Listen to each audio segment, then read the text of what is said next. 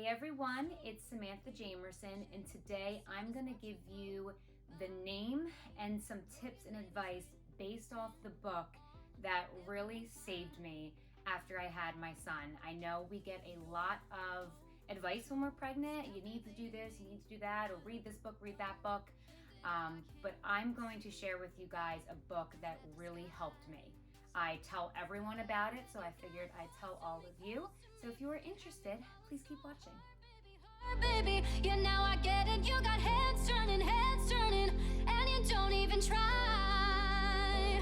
Well, would you look at that? My glass is empty, glass empty. How about I get another drink, baby, drink, baby? Okay, I get it. You got fire burning, right there in your eyes. So when you got.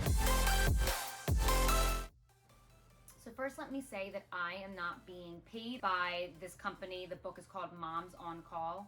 I just wanted to kind of give a review on it and give you the information and tell you about it, because if you are a pregnant woman trying to get pregnant or just had a baby, listen up. This book is incredible. I'll tell you a funny story of how I heard about the book, but I know when you are pregnant or you just had a kid, a lot of people give you advice and they can be very strong on their opinions.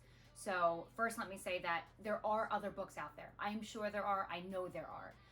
And I do believe that with a new baby, it's all about routine and schedules, which is like the story of my life. So it was okay for me. But this book just goes in depth, but very quick bullet points. So it's a quick, easy read. The book is like this thin, not written in like medical terms that you can't understand. It just gives you advice, tips, schedules, guidelines, but those schedules and guidelines kind of put your mind at ease a little bit on what to expect. Obviously, not everything is perfect, and sometimes the book would say things and it didn't happen, but more often than not, the book was dead on. And I really credit this book for the reason why my son is still sleeping 12 hours a night because he was 2 months old. I don't credit to me being this amazing mother or my kid just a good sleeper. Like, no, I really credit this book and sticking to what the book says and being diligent about it. Because I think when you kind of fall off the wagon, you forget a couple steps here and there, it's not going to work as well. So I originally found out about this book from my dentist, who is a male, which is kind of funny. I was at my 6-month dentist cleaning, and I was 6 months pregnant, and he was congratulating me, and before he left at the end of the visit, he was like, make sure you get this book, Moms on Call. My wife and I really liked it. It really helped our kid get on a schedule. I think you would like it. And I think he told me, if I'm not mistaken, it's 2 pediatric nurses who wrote the book, and one has 5 kids, one has 3 kids. And I was really gravitated towards it because it was like working moms, and I knew that's what I wanted to do. I knew I wanted to get back to work as soon as I could, trying to spend time with baby, but also not miss a beat with work. So I was like, okay, thanks, whatever, completely forgot about it. Fast forward to having Matthew and the first 2 weeks where, you're up every couple of hours all day long, and not getting sleep you don't realize how much just a couple hours of sleep affects your next day. The littlest things, I would get so stressed out, and so I would cry. I'm being completely honest. Anytime it would start to get dark outside, I would just start to cry, because in my mind, I'm like, oh my God, when is he gonna wake up in the middle of the night now? How many hours of sleep am I gonna get? And then I have to get up and pump, then I have to, whatever. So I was really, really stressed out. I wouldn't say I had postpartum depression. I don't believe I did, but I was just stressed out because I knew that I wanted to go back to work in a month after having him, and I had a C-section because I just didn't want to miss a beat with work. And in my mind, I'm like, how am I gonna do this? How am I gonna get 2 to 3 hours sleep a night and then work and then take care of a baby? So I started freaking out that way. So I got the book about 2 weeks into having Matthew. For some reason, I just randomly thought of it, thank God. And I'm reading the book, and like I said, the book's a super easy read. It's really thin, and it just breaks it down into chapters, what to get for baby, how to prepare, and then illnesses, constipation, feeding, napping, sleep time, and then you get into typical days where it breaks it down on schedules that the baby should be on depending on how old he or she is. So there's a schedule born to 2 weeks, which is basically a really brief feed on demand, sleep when you can, give extra love, it's a very brief one. And then you get to 2 to 4 weeks. And then 4 to 6 weeks, I believe, 8 to 12 weeks, it breaks it down for how old the baby is and what schedules you should follow. And it's great because it gives you certain scenarios. For example, okay, if they're 4 to 6 weeks old, you're gonna make sure they don't sleep any later than 7 a.m. every day. You're gonna wake them up at 7 a.m. And then at 9 a.m. you're gonna feed them again. And then at noon you're gonna feed them again. Then 3, then 7, then 9. And then what it'll basically say is like, put baby in the crib. And if baby wakes up in the middle of the night, he'll probably wake up between this time and this time. And even though it wasn't dead on all the time, more often than not, it gave my husband and I an idea. Like if we happened to wake up at midnight, we knew that the book said the baby might be waking up between 1 and 3. So we were a little bit prepared, if you will. And again, not every day, not every night it was like that. There were some random times where the book said the baby was going to sleep between 1 and 3 and he woke up at 11. We were like, what did we do wrong? But that was very rare.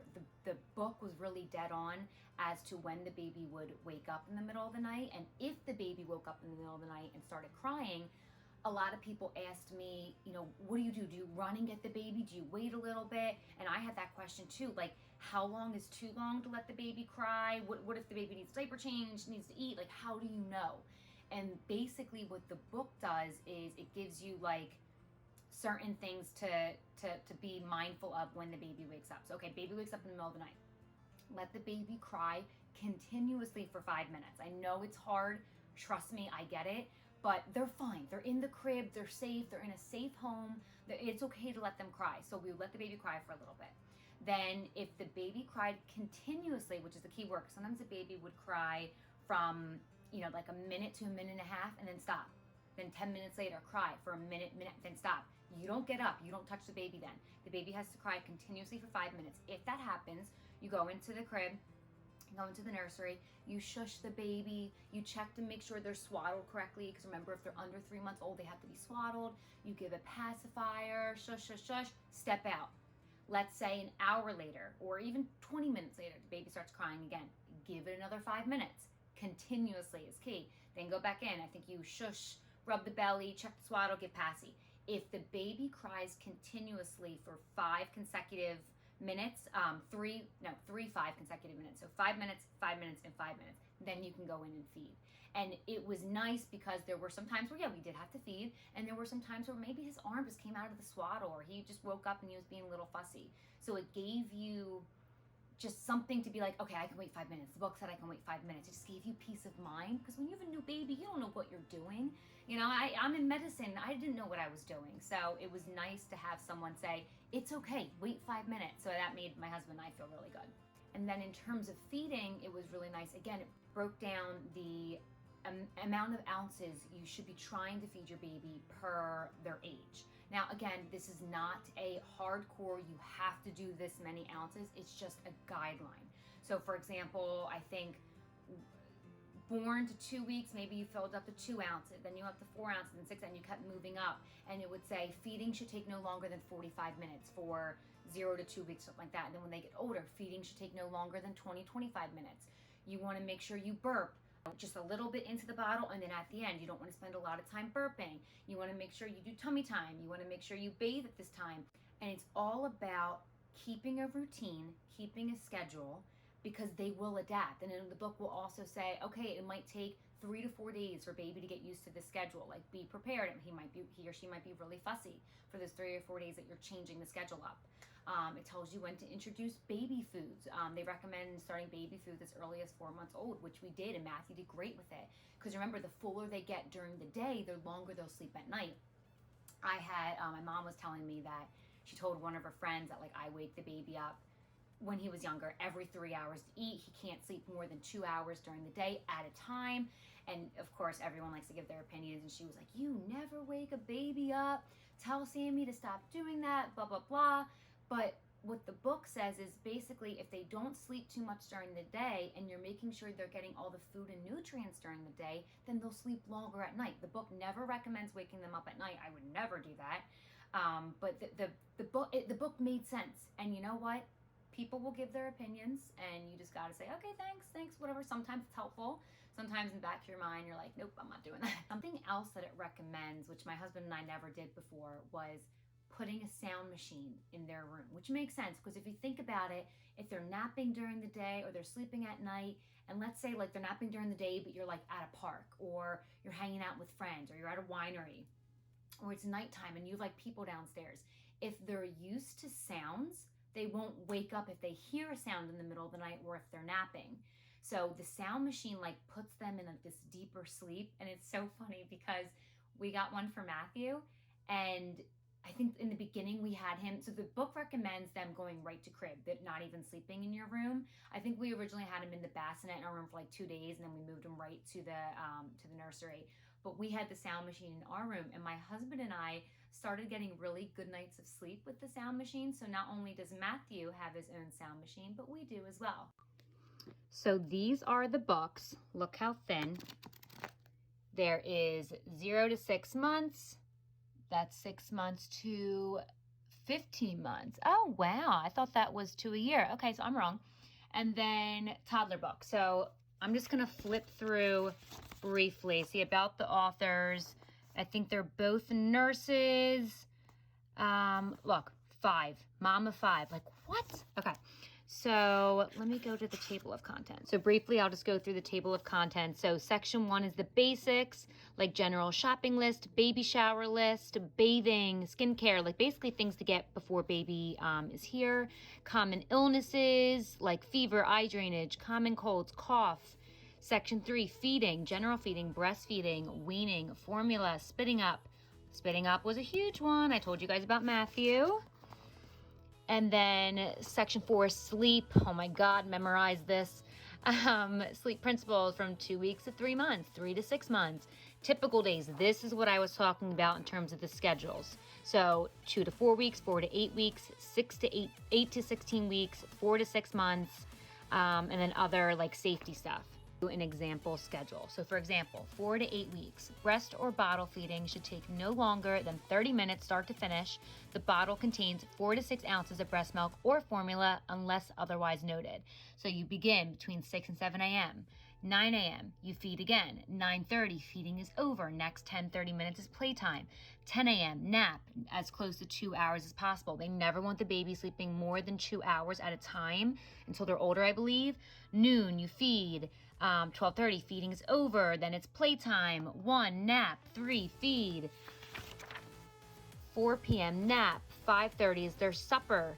After the supper, they do not eat again till the last bottle before bed because they want a huge space in between that so that they're really hungry before bed and then they'll sleep longer. And then we have bath, feeding, and then look, for example, sometime between 2 a.m. and 3 a.m., the baby's going to wake up. And again, that's for... where are we at? 4 to 8 weeks. And then it'll say of each, like how old they are, it'll give you an idea of when they should wake up between 2 a.m. and 3 a.m. And that is for 4 to 8 weeks. And then let me skip over to 8 to 16 weeks. Now they're likely to get past 4 a.m., even 5 a.m. And it was so encouraging to see that because you're like, yes, I'm finally going to get some sleep. And then it gives you crazy day tips. Like, for example, let's say you're out, you're doing things, and you're not able to do the, for example, 1 p.m. feeding and the 4 p.m. feeding or the 10 a.m. feeding, whatever. It gives you crazy tips. So always try to feed 7 a.m. each day, which can be difficult. Like on the weekends, you might want to sleep in, but we never sleep in. We make sure he is up every day at 7 a.m. No matter what happens during the day, if we can meet these 2 criteria, then we can salvage our nighttime sleep, which is everything. So no naps longer than 2 hours. Supper is at 4 p.m., even if we have to scrunch the 2 feedings together. So as long as you don't mess with the 7 a.m. and the 4 p.m., the 10 a.m. feeding and the 1 p.m. feeding, if they're a little bit off of that time, it's okay because you're still keeping the 7 and the 4 where they should be. If they do not eat really well at the 4 p.m. feeding, which is their supper, then that's okay because then they'll be super, super hungry for that 7 o'clock feeding, which is right before bed. So this book is just amazing and simple and just gives you guidelines to follow. And I know it sounds like, oh, that's so easy. Like, I'm sure it's not hard to do. It's definitely hard to make sure they maintain the schedule and do it. But once you make the baby stick with it and keep it consistent, they will follow the schedule and they will be sleeping 12 hours a night. like the book says. So these are the books again. Get them, give them to someone. They are amazing. So I really hope this was helpful. I'm just trying to give helpful tips. I'm not trying to force my opinion on you or force the opinion of the book. I just love this book so much, and I'm so happy I found it. And I want you all, whoever is watching, if you're struggling or thinking about having a kid, pregnant, whatever, I want you to know there is something out there that really saved me, and I hope it helps you too. So if you like this video or you want to see more videos like this about baby, nursery, mom tips, I'm here to help. So please let me know, comment below, and I will see you guys next time.